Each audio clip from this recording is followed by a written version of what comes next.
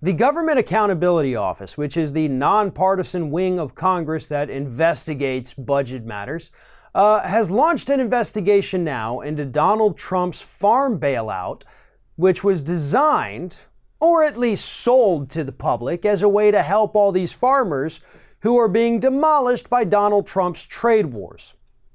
In 2018, Donald Trump pledged $12 billion to these farmers. In 2019, it was $14 billion. And after these bailouts were announced, 40% of all farm income here in the United States came from this federal aid that Donald Trump promised. Now, here's the thing. The GAO, at the request of Democrats in the House of Representatives, decided to look into this matter. And they believe that there is very clearly a system of favoritism happening with the Trump administration in their disbursement of this farm aid bailout money. Here are the two things that we know, and reports have actually shown this over the last year. Number one, most of the money, most of these billions, are actually going to these mega super conglomerate farms, right? The factory farms, the multi-million-dollar farms owned by massive corporations. You know, the people who actually have the financial resources to weather a trade war for a couple of years.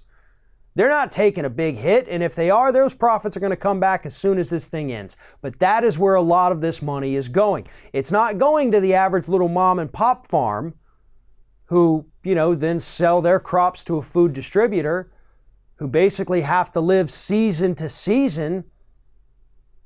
Most of the money is not going to these people.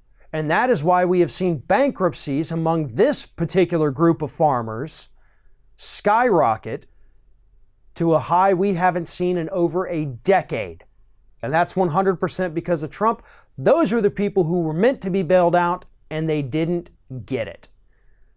The second problem that the GAO has identified, and other reports have confirmed this, is that most of the money seems to be flowing to red states. I mean, there's plenty of farmland and farmers in blue states across this country. Yet most of the money is being concentrated on key areas in red states that Donald Trump would need to carry in order to win in 2020. And that's part of the reason the GAO finally decided, you know what, we hear your complaints and we're looking at this, and yeah, something seems a little fishy. And let's be very clear about something. This bailout was 100% designed to get people to continue to vote for Donald Trump. He did not understand the effects of his trade war when he started it. He still, to be honest, doesn't understand what's happening out there or why it's happening. He continues to lie to the public about it.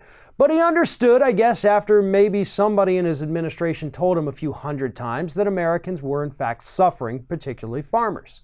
So he decided to throw a couple $2 billion at them so they would continue to vote for him and support him.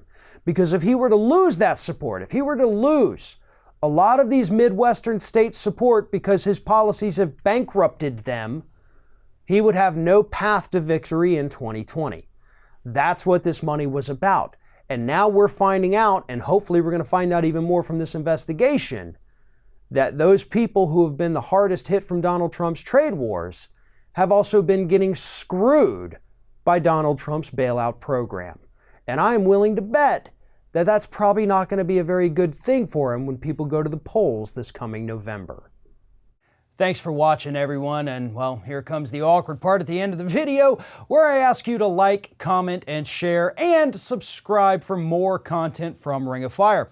Also, you should consider becoming a member for some exclusive content and perks, including early access videos and exclusive videos. Check out the link in the description.